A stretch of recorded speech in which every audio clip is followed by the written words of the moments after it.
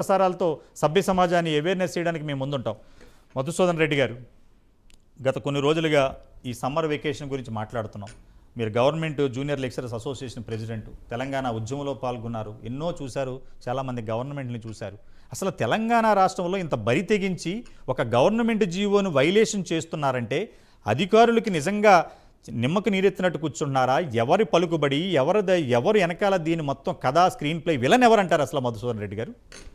ఇప్పుడు ఇందులో కథ, స్క్రీన్ ప్లే, డైరెక్షను, తర్వాత ఇవన్నీ కూడా రెండు కాలేజీలే ఉంటాయి. ఎస్, వీటికి ఎవడు కూడా కథ రాయాల్సిన అవసరం లేదు, స్క్రీన్ ప్లే రాయాల్సిన అవసరం లేదు, డైరెక్షన్ చేయాల్సిన అవసరం లేదు, అన్నీ వాళ్ళే చేసుకుంటారు. ఓకే. ఇక్కడ వచ్చినటువంటి విషయం ఏంటంటే ప్రభుత్వాల దగ్గర నుంచి ఆ కింద డిఓ ఆఫీసులో ఉన్న అటెండర్ వరకు అందరినీ మేనేజ్ చేసేటటువంటి ఒక యంత్రాంగాన్ని ఏర్పాటు చేసుకొని, ఇది కాకులు దూరని కారడివి అంటారు కదా, అట్లా ఎక్కడికక్కడ ఈ యొక్క సామ్రాజ్యాలను విస్తరించుకొని రెండు కార్పొరేట్ విద్యా సంస్థలు, నారాయణ అలియాస్ ఇన్స్పైర్ కానీ, అదేవిధంగా శ్రీ చైతన్య అలియాస్ వర్సిటీ కానీ, ఈ రెండు కూడా ఏ నిబంధనలను కూడా పాటిస్తలేదు. ఇప్పుడు నాకు ఇప్పటికీ కూడా ఇక్కడ కూర్చున్నందుకు ఆశ్చర్యంగా ఏంటంటే, సరే మీరు సామాజిక బాధ్యతతోటి ఒక చర్చ పెట్టారు, సామాజిక బాధ్యతతోటి మా బ్రదరు కళాశాలల దగ్గరికి వెళ్ళి విద్యార్థులు ఫోన్ చేస్తే, తల్లిదండ్రులు ఫోన్ చేస్తే పోయి వాళ్ళను అక్రమంగా తరగతులు నిర్వర్తిస్తుంటే పోలీసుల దెబ్బలు తిని, వాళ్ళ గుండాలతోటి దెబ్బలు తిని కేసులు పెట్టించుకొని ఇటువంటి పనులు చేస్తున్నారు.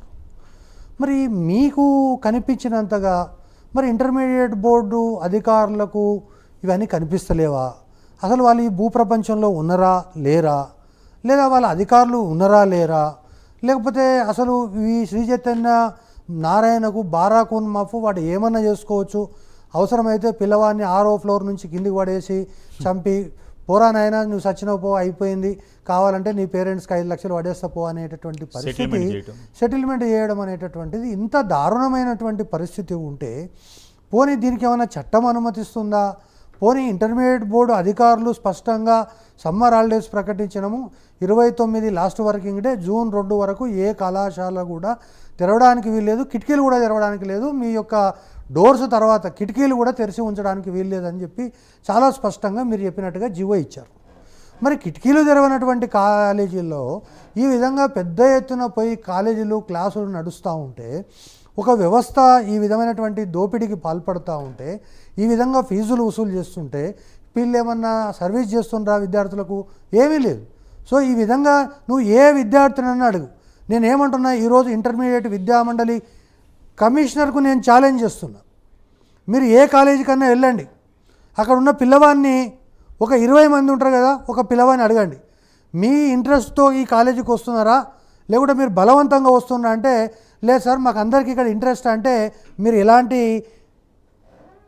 వాటిని చేయకండి. కానీ పిల్లల యొక్క జీవితాలు నాశనం చేసేటటువంటి విధంగా మీరు కళ్ళు మూసుకున్నారా, లేకుంటే మూసుకున్నట్టు నటిస్తున్నారా? అసలు ఇంటర్మీడియట్ విద్యామండలికి ఒక నిబంధనలు ఉన్నాయా?